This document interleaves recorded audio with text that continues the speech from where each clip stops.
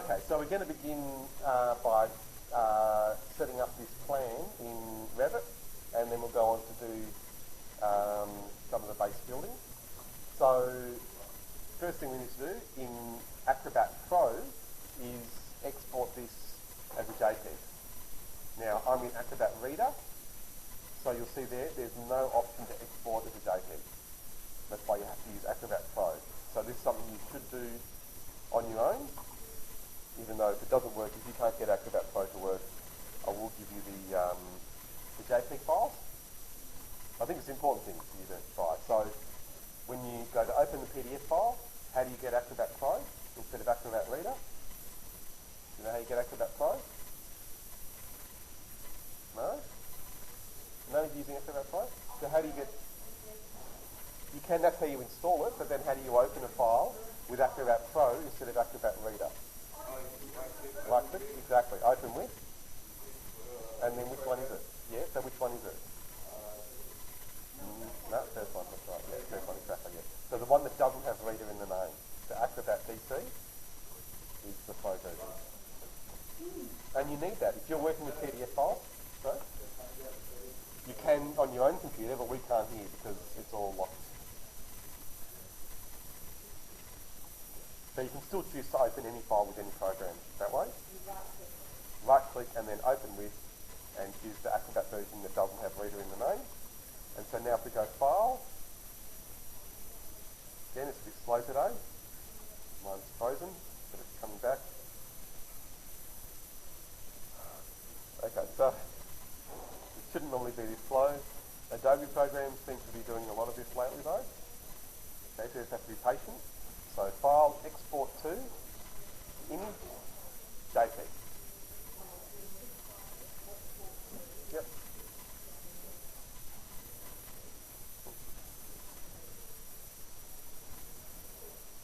So you should be doing a lot of this because all your submissions need to be PDF. And, oh, you're kidding. Okay, so this isn't set up properly. We're going to talk right there again. Oh, here we go, now it is. Okay. Yes, that's right. Export to JPEG. So I might just have to choose that again because of that licensing thing. No, you can only put JPEGs in. You can't put PDFs in. Yeah, no, PDF. So, yeah. Yeah, that's right. So, okay, so I'm just going to click Save. And yes, I'm fake existing because I've already done this before.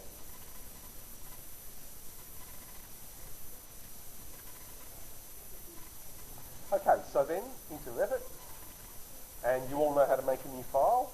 Click the New button under Models, choose the architectural template, click OK, and you're good to go. Okay, and then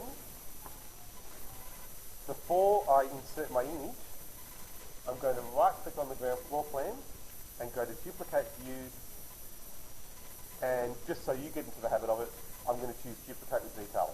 If you're not sure which option to choose there, always choose that one, Duplicate with Detailing. I'll explain the differences later. So I've got a new copy of the ground floor plan called Ground Floor Copy 1. I'm going to right-click there and go to Rename and call that Ground Floor Image, because I'm going to insert an image into this one. Just to remind me. So under Insert then, up the top, I'm going to go to Image. Right, the Image button. Let's insert any image into your file. And then on the P drive, where I've saved it, Interior Design,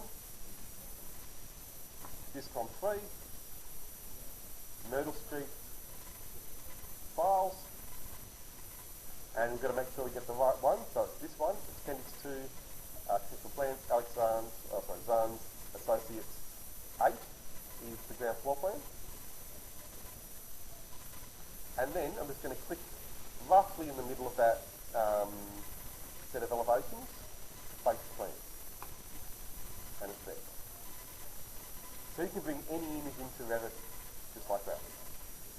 So if you do sketches and you want to insert them, that's a really good option.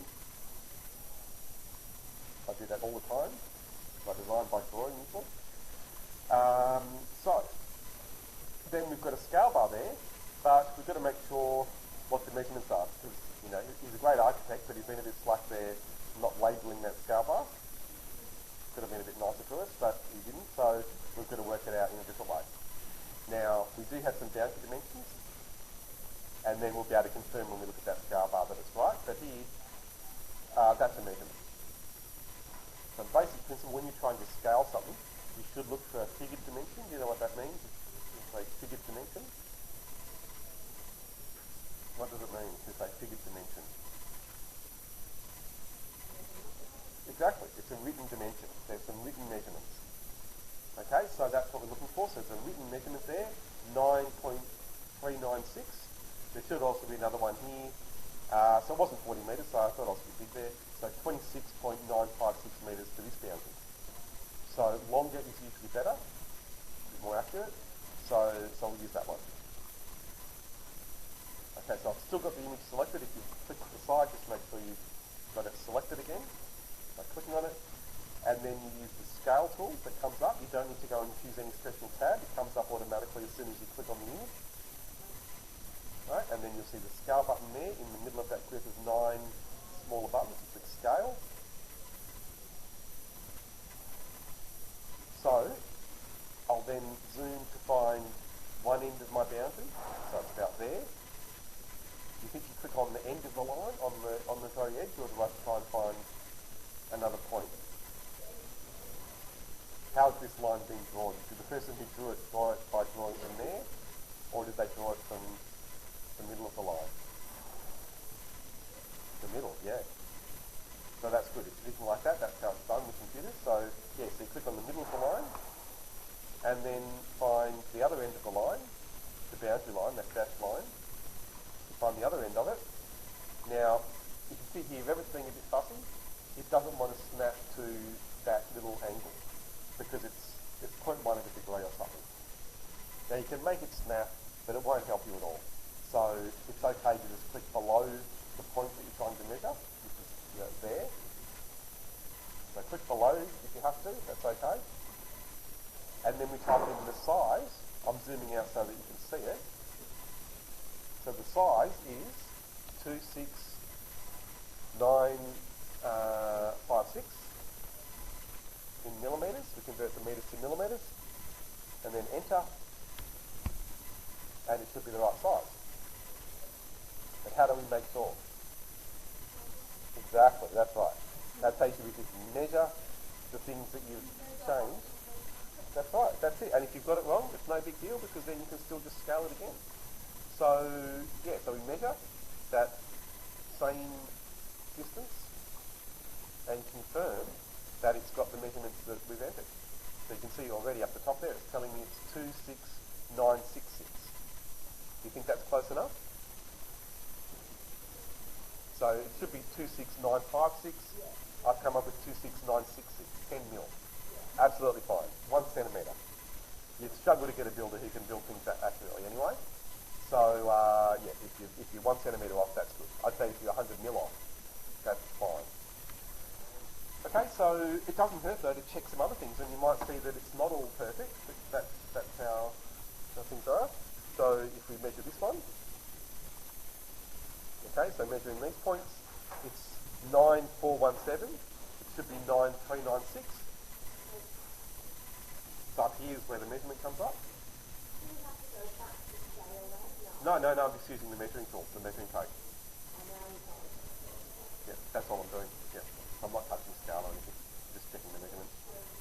So, okay, so this one is 20 mil off. Fine. You'd be more off, you'd be more inaccurate because of clicking points on a bunch of pixels, which is what we're looking at there, than 20 mil anyway. So if you've got an inaccuracy like that, 20 mil's fine. Again, I've worked on real building projects where people don't realise until the building's going up that the measurements for the whole time that these really experienced architects have been working on these huge buildings have been a metre off, and they only realise when they go and start building it. So don't worry about, little inaccuracies like that. It's normal. And so what's the last thing you can do then to check? Isn't the first thing? Yeah, check the scar bar and see if that's okay. So we can then see what they intended with this. I don't know why you would ever put a scar bar without any numbers on it. It's pointless. But at least we can get some idea now. So that's 500, or close enough. So this should be about a metre. Again, $9.99, fine. And then 2,000, yep. So 3,000, perfect. Okay. Oh yeah. So this is fine. You just didn't put the numbers on. So you should have put, 0.5, 1, and then this would be 2, and that'd be 3. If you'd labelled it, then it'd be crystal clear. But yeah, because it's got no numbers, it's hard to understand. So that's it. And then, okay, now what I'm going to check with you is if Louise and Jose have been showing you the plans in this orientation. So have they with the entry at the top? I thought they'd shown you a plans or something. Yeah. They do, yes. Oh, they just go to the there. Yeah, okay. Good, so yeah, as long as we keep the direction of the front. So think about that. We're looking at the building in terms of the way we want to use it.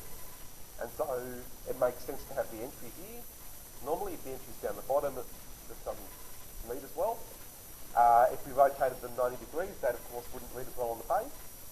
So you want to think about that when you're first setting up your plans in Revit. How do you want your drawings to be on your prints, on your page at the end? But also look at north. If you can have north up the page, that's a bonus. But north doesn't need to be straight up the page, doesn't need to be vertical. Well, who would do that? Who would have north perfectly vertical? It's not us. Kind of, yeah. Well, people are thinking about that, yeah. So, okay, so I'm thinking about engineers and surveyors, especially. So surveyors would have north perfectly vertical. So they'd rotate it. But we don't do that. We want the building to follow the edge of our page, because it's easier for us. So that's the way we work, and we set it up like that. Think about that, and then once you've got the plan in the place you want it to be, because remember, this is where the building's going to go, and it's the right size. Has anyone worked out what you can do to lock it in position? Exactly, good, that's great, yeah, you did that, that's great. So when you select the image, that's going to come up here, right? You'll see the little pin icon, locks it in place. So you can't then accidentally drag it somewhere else.